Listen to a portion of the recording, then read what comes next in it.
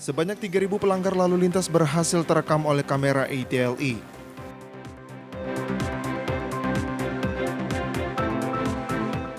Solusi agar tunggakan peserta mandiri BPJS Kesehatan dapat dibayarkan, BPJS Kesehatan meluncurkan program rehab atau rencana pembayaran bertahap.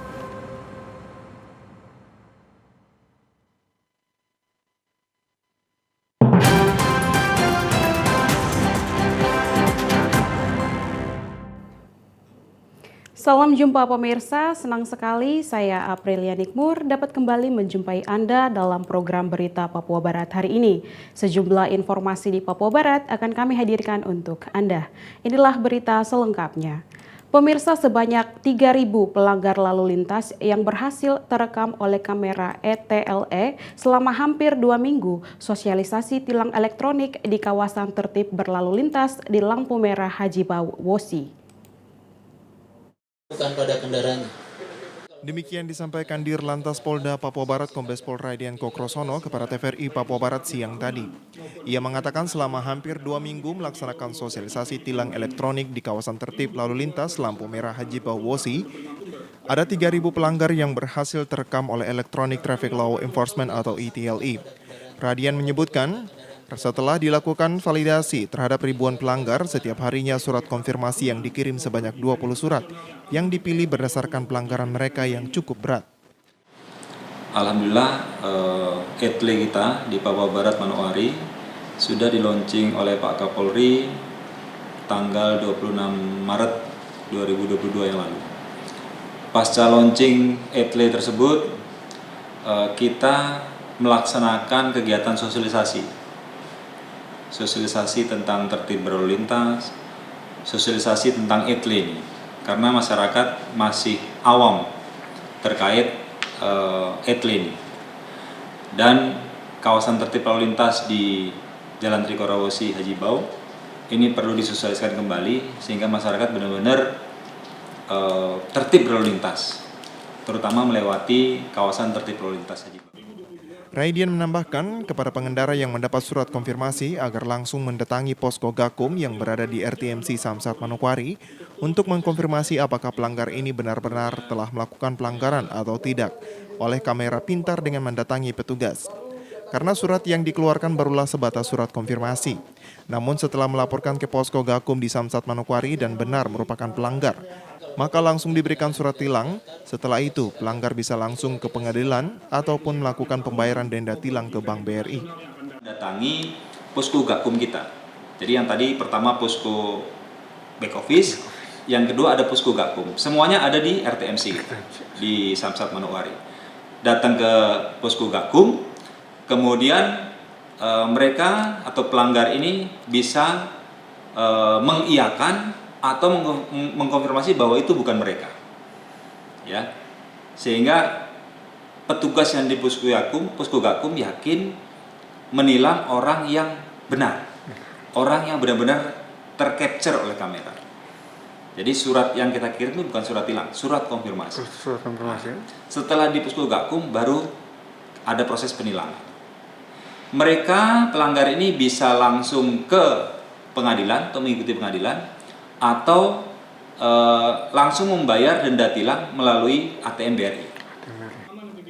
Rata-rata pelanggar yang berhasil tertangkap kamera ATLE didominasi masalah sabuk pengaman, tidak menggunakan helm, menggunakan HP saat berkendara, dan melawan arus.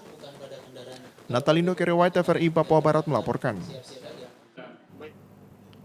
Pemirsa, sebanyak 145 lembaga sosial keagamaan dan lembaga masyarakat di Provinsi Papua Barat menerima bantuan hibah dan bansos yang diserahkan langsung oleh Gubernur Papua Barat.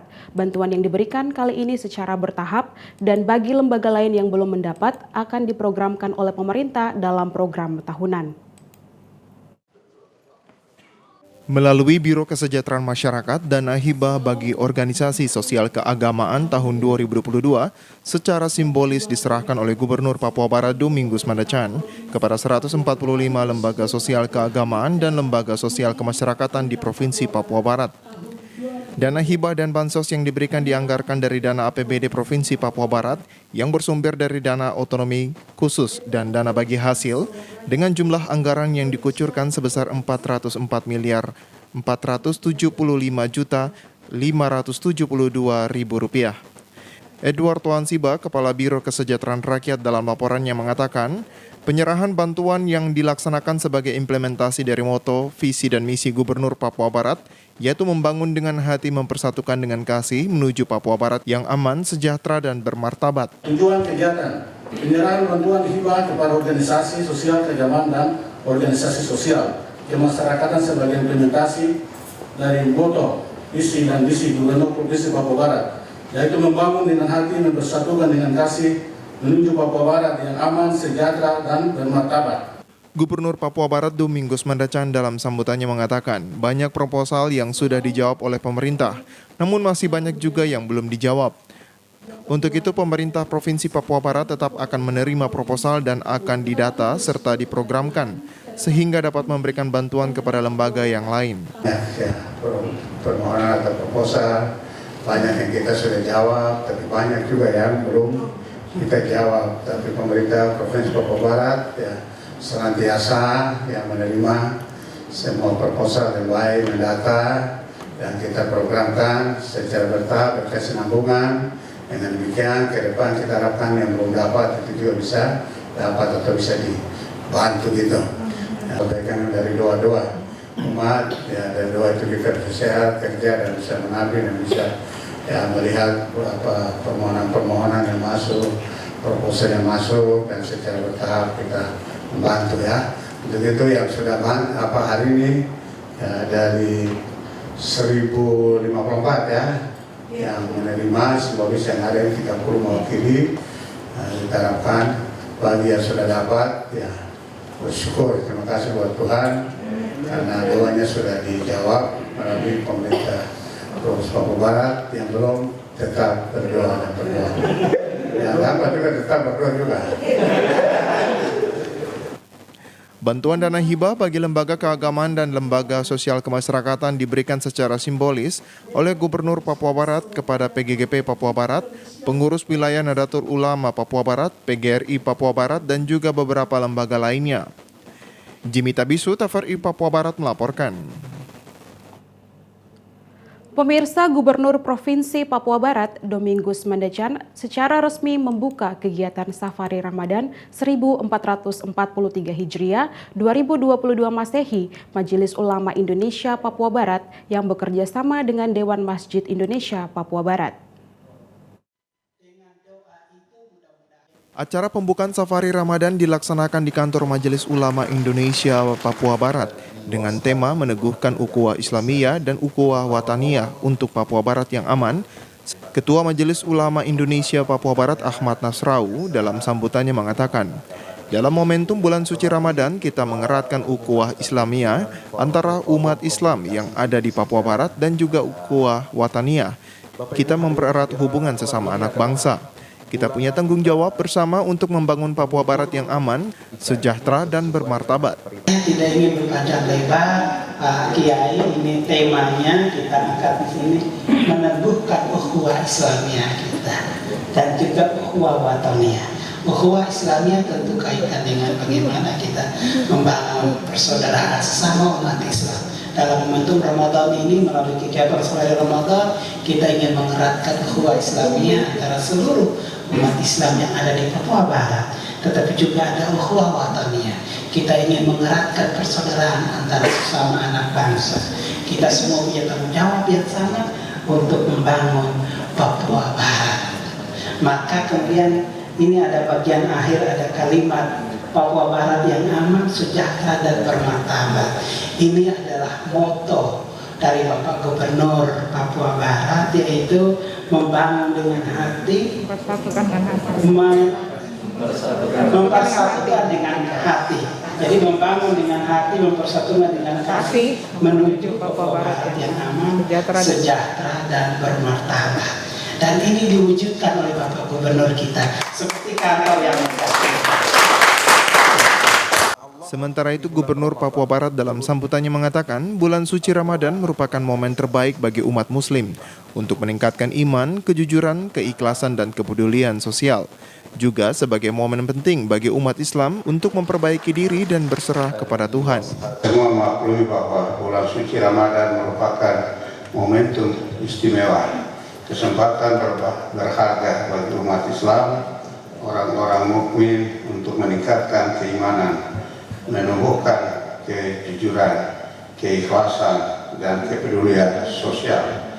Bulan puasa juga merupakan momentum bagi umat Islam untuk melakukan evaluasi tahunan terhadap semua perilaku dan amalan selama 11 bulan yang telah berlalu, baik yang berhubungan dengan Tuhan Yang Maha Esa maupun sesama umat, memelihara hubungan baik dengan Sang Pencipta Tuhan Yang Maha Esa dan berhubungan baik dengan sesama manusia adalah hakikat dari kehidupan beragama bagi seseorang. Di momen bulan suci Ramadan, Gubernur tetap mengingatkan agar mencegah penyebaran COVID-19 dengan cara untuk selalu menerapkan protokol kesehatan dan juga memberi diri untuk divaksin. Sesuai dengan jadwal safari Ramadan akan dilaksanakan pada 7 April 2022 dari Kabupaten Kaimana dan akan berakhir pada tanggal 1 April 2022 di Masjid Baitul Amin SP4 Pravi Kabupaten Manokwari. Jimmy Tabisu, TVRI Papua Barat melaporkan. Pemirsa, Gubernur Papua Barat Domingus Mandacan menghimbau agar seluruh masyarakat dapat menjaga keamanan dan ketertiban di bulan suci Ramadan agar umat muslim dapat melaksanakan ibadah dengan baik dan lancar. Dengan doa itu Hal ini ditegaskan Gubernur saat membuka kegiatan Safari Ramadan 1443 Hijriah 2022 Masehi. Gubernur mengatakan sebagai anak bangsa semua harus menciptakan keamanan dan kerukunan pada momen bulan suci Ramadan agar umat muslim dapat melaksanakan ibadah dengan baik dan lancar.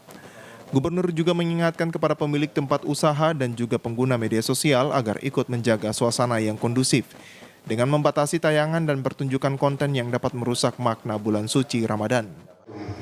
Untuk momen yang berbahagia ini, saya mengajak seluruh umat beragama, mari kita jaga suasana kerukunan dan persaudaraan di antara kita sebagai sesama anak bangsa.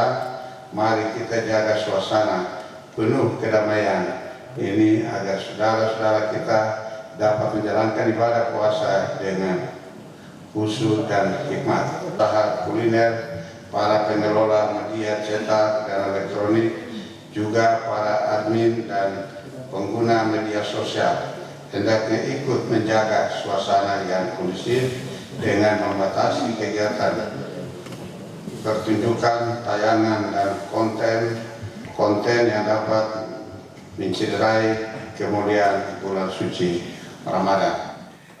Di masa pandemik ini, Gubernur juga mengingatkan kepada umat muslim yang menjalankan ibadah puasa, serta umat beragama lainnya agar terus memperhatikan protokol kesehatan yang baik, sebagai upaya memutus mata rantai penyebaran COVID-19. Yang menjalankan ibadah puasa dan seluruh umat beragama agar terus memperhatikan protokol kesehatan COVID-19 dengan baik, melalui gerakan 3M, menggunakan masker, mencuci tangan, menjaga jarak. Untuk itu, Gubernur meminta dukungan semua umat beragama di Papua Barat untuk bersama menciptakan suasana bulan suci Ramadan sebagai bulan yang penuh damai dan kasih sayang untuk saling memaafkan. Jimmy Tabisu, TVRI Papua Barat melaporkan.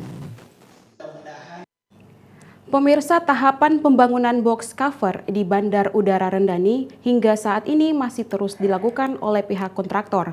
Direncanakan perpanjang runway akan rampung pada tahun 2023 mendatang. Demikian disampaikan Kepala Kantor Unit Penyelenggara Bandara Udara Rendani Manokwari, Paryono, belum lama ini kepada TVRI Papua Barat. Ia menyebutkan untuk pengembangan sisi udara saat ini masih sedang berproses dan sudah sampai dengan tahapan pembangunan box cover. Diperkirakan pembangunan box cover atau gorong-gorong masih terus berlanjut hingga tahun 2023 dan dilanjutkan dengan penimbunan dan persiapan pembangunan konstruksi. Namun sesuai dengan target alokasi anggaran yang ada diperkirakan tahun 2023, seluruh pengerjaan perpanjangan runway Bandara Udara Rendani telah rampung. Kita untuk pengembangan sisi udara ya saat ini sedang berproses ya.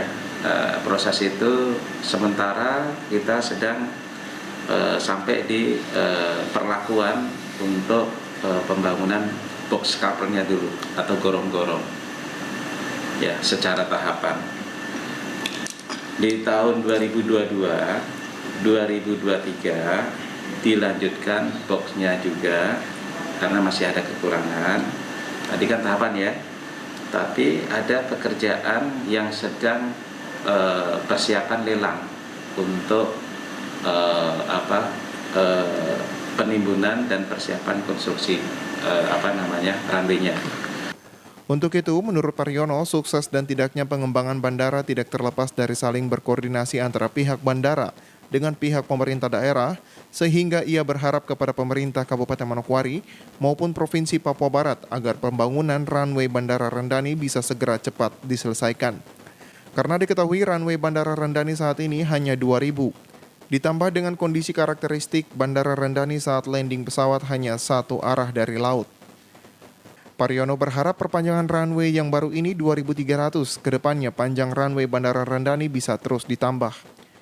Panjangnya penambahan dari 2.000 menjadi ditambah 300 tahap pertama, jadi 2.300. Nanti tahap selanjutnya tentu masih ada koordinasi dengan Pemda ya, berkenaan sama kesiapan lahan dan sebagainya ya itu. Jadi saat ini sukses dan tidaknya sepenuhnya kami mengandalkan atau berharap dari pemerintah daerah. Sementara itu terkait anggaran pembangunan runway Bandar Udara Rendani, Paryono menyampaikan bahwa pihaknya tidak tahu jumlah besaran anggaran karena lelangnya berasal langsung dari pusat. Natalindo Kerewait, TVRI Papua Barat melaporkan. Informasi selanjutnya akan kami hadirkan setelah jeda berikut ini, tetaplah bersama kami.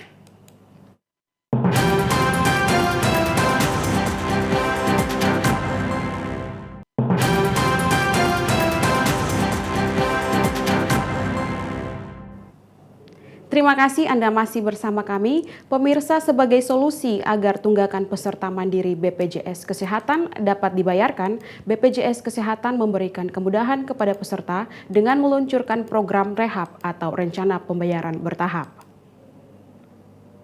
Sejak awal Maret 2022 lalu, BPJS Kesehatan telah meluncurkan program rehab atau rencana pembayaran bertahap. Program ini bertujuan untuk meringankan atau memudahkan peserta BPJS Kesehatan Mandiri yang menunggak iuran BPJS-nya selama 1 tahun. Selain mempermudah dan meringankan peserta dalam melunasi tunggakan secara cicil, melalui program rehab dapat memberikan solusi agar kepesertaan dapat aktif kembali. Kepala BPJS Kesehatan Kantor Cabang Manokwari, Denny Jermi Eka Putra Mase, kepada TVRI Papua Barat Kamis pagi di ruang kerjanya menjelaskan hal tersebut, yakni tujuan diluncurkannya program rehab atau rencana pembayaran bertahap. Rehab ini kalau bahasa gaulnya rehab ya, kalau diartikan adalah rencana pembayaran bertahap, yang mana ini merupakan salah satu solusi dan cara mudah untuk bagaimana peserta ini bisa membayar tunggakan. Karena tentunya dengan program rehab ini pembayarannya akan lebih ringan, kemudian lebih mudah, dan tentunya merupakan salah satu solusi agar status kepesertaan daripada peserta ini menjadi aktif kembali dan yang bersangkutan atau peserta tersebut bisa memperoleh pelayanan kesehatan di fasilitas kesehatan, baik fasilitas kesehatan tingkat pertama maupun fasilitas kesehatan tingkat lanjutan. Lebih lanjut, Denny masih juga menyampaikan program rehab sendiri mempunyai syarat dan ketentuan yang berlaku sehingga peserta yang memiliki tunggakan dapat melunasinya. Jadi dalam ketentuan ataupun syarat untuk mengikuti program rehab ini ada beberapa hal yang perlu diperhatikan ataupun yang perlu dilakukan oleh peserta itu sendiri. Yang pertama adalah peserta ini merupakan peserta yang segmennya adalah pekerja bukan penerima upah atau PBPU, dan juga bukan pekerja yang mana memiliki tunggakan lebih dari 3 bulan, yaitu berkisar 4 sampai dengan 12 bulan. Kemudian syarat yang kedua atau ketentuan yang kedua adalah peserta tersebut mendaftarkan melalui Mobile JKN, aplikasi Mobile JKN, maksimal periode tahapan pembayaran selama 1 siklus program, yaitu sebanyak 12 bulan atau 1 siklusnya 12 bulan. Kemudian status kepesertaan akan kembali aktif setelah seluruh tunggakan dan iuran bulan berjalan ini lunas dibayarkan. Dengan mekanisme pembayaran secara cicil dengan program rehab, maka diharapkan dapat memberikan kemudahan kepada peserta BPJS dalam melunasi tunggakan mereka. Pembayaran secara cicil dapat dilakukan setiap tanggal 28 dalam bulan berjalan. Rencana pembayaran bertahap perlu dilakukan sebab semakin hari jumlah tunggakan peserta semakin bertambah. Sehingga melalui program ini dapat membantu peserta dalam melunasi tunggakan dengan cara membayar cicilan. Arina Irianan, TVRI Papua Barat melaporkan. Pemirsa, pada triwulan pertama, pendapatan asli daerah Kabupaten Manokwari telah mencapai 12,975 miliar dari target pendapatan pada tahun 2022, yaitu sebesar 63 miliar. Capaian pendapatan daerah atau PAD Kabupaten Manokwari di triwulan pertama Januari hingga Maret sebesar 12,975 miliar rupiah atau 20,52% merupakan sumbangan dari 10 jenis pajak. Capaian ini pun masih kurang dari target yang harusnya dicapai pada triwulan pertama yakni 16 miliar rupiah. Kepala Bidang Pendapatan dan Pendaftaran Bapenda Kabupaten Manokwari menjelaskan capaian PAD di triwulan pertama termasuk pajak retribusi sampah masih sangat rendah. Termasuk sumbangsi pajak untuk PAD adalah pajak bumi dan bangunan. Sehingga agar capaian PAD dapat realisasi, pada bulan Juni mendatang Bapenda Kabupaten Manokwari akan gelar bulan pajak bumi dan bangunan. Realisasi itu untuk seluruhnya sangat termasuk retribusi sampah itu 12 miliar 975 dari target 15 miliar, jadi kita ada kekurangan sekitar 2,1 miliar. Karena untuk dari 10 jenis pajak yang belum mencapai dari target itu yaitu pajak PBB, karena memang untuk PBB kami baru melakukan kita masa bulan 3 dan proses pendistribusian kita akan lakukan di bulan 6. Nanti akan bersamaan dengan kegiatan pekan PBB. Sehingga memang untuk triwulan 1 target PBB baru sampai di angka 8% dan 15% yang kita targetnya. Jadi untuk PBB kita dapat di 626 juta dari target 3 miliar tahun 2022 untuk PBB saja. Selain pajak bumi dan bangunan yang belum mencapai target di triwulan pertama, jelas umrah bahwa pajak mineral pun belum mencapai targetnya. Yang mana dari target 15% diperoleh 14,29% atau sebesar 972 juta dari target tahunan 6 miliar. Hal ini dikarenakan belum adanya kegiatan fisik di Kabupaten Manokwari. Di triwulan pertama ini, pajak mineral bukan logam merupakan sumbangan pajak dari pabrik semen Maruni. Berikutnya yang untuk yang lain sudah tercapai, misalnya untuk pajak BPATB dari target 16% itu kita dapat di angka 18%, yaitu 3 miliar 189 juta. untuk BPTB. Kemudian pajak parkir kita angka 38% dan yang tertinggi ada di pajak air tanah yang target tahun ini kita di angka 10 sampai dengan bulan Maret kami bisa dapat 7 juta 10 juta target 2022 dan sampai Maret ini kita sudah dapat 7 juta. Artinya kita bisa melihat untuk tahun 2022 ini untuk pajak air tanah seolah kita akan lampaui, akan kita jauh dari target karena sampai Maret kita sudah dapat 7 juta dari target 10 juta untuk secara keseluruhan. Dari hasil peroleh pajak di triwulan pertama dari target 63 miliar, Umrah Nur menyampaikan Bapenda sangat optimis untuk pencapaian dan hal ini tergantung pada dukungan dana dari pemerintah daerah. Terkait retribusi pajak, jelas Umrah di tahun sebelumnya penagihan dilakukan pada bulan Juni. Di tahun 2022 ini telah dilakukan sejak bulan Februari dengan hasil 112 juta rupiah. Maret 86 juta. Untuk itu kendala yang sering kali dihadapi saat melakukan penagihan seperti keluhan masyarakat terkait belum optimalnya pelayanan motor roda 3 pengangkutan sampah di RT RW dapat menjadi perhatian pihak terkait yakni Dinas Lingkungan Hidup dan Kelurahan. Arina Irianan, TVRI Papua Barat melaporkan. Pemirsa menyambut Hari Buruh atau May Day serta menjaga silaturahmi antar pekerja dan juga perusahaan di Kabupaten Manokwari, Dinas Tenaga Kerja dan Transmigrasi Papua Barat menggelar Liga Futsal antar pekerja di Kabupaten Manokwari. Liga Futsal antara pekerja yang dilaksanakan oleh Dinas Tenaga Kerja dan Transmigrasi Papua Barat berlangsung di lapangan futsal Logam Sport Remi Puncak Manokwari, yang diikuti oleh 12 tim antara lain Pulau Lemon, Makmur Perkasa, Bank Papua, Bank Mandiri, Bank BRI, Orchid Swalayan, Ompo Jaya, serta beberapa tim lainnya. Dalam sambutan Gubernur Papua Barat yang dibacakan oleh Asisten 2 Bidang Ekonomi Pembangunan, Melkia Swerinusa mengatakan, kesehatan merupakan unsur yang sangat penting bagi pekerja dalam melaksanakan pekerjaan dan kewajibannya. Lebih lanjut disampaikan, Hari Buruh atau May Day hadir berkat perjuangan keras pekerja atau buruh untuk meraih kendali ekonomi politik, hak industrial. Atas dasar pertimbangan tersebut, pemerintah Provinsi Papua Barat menggelar Liga Futsal antara pekerja di Kabupaten Manokwari yang bertujuan untuk membangun kebersamaan dan sinergitas antara pekerja dan serikat pekerja. Dalam kesempatan tersebut, Gubernur juga menyampaikan selama menjalankan ibadah puasa bagi umat Muslim yang berada di Papua Barat. Kesehatan merupakan unsur yang sangat penting bagi pekerja atau buruh dalam melaksanakan pekerjaan yang menjadi kewajibannya. Pada Hari Buruh pada umumnya dirayakan pada tanggal 1 Mei dan dikenal dengan sebutan May Day.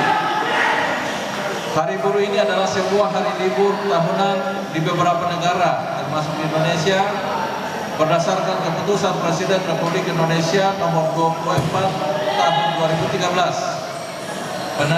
Penetapan tanggal 1 Mei sebagai hari libur ditetapkan di Jakarta pada tanggal 29 Juli tahun 2013. Hari Buruh berawal dari usaha gerakan serikat buruh untuk merayakan keberhasilan ekonomi dan sosial para buruh.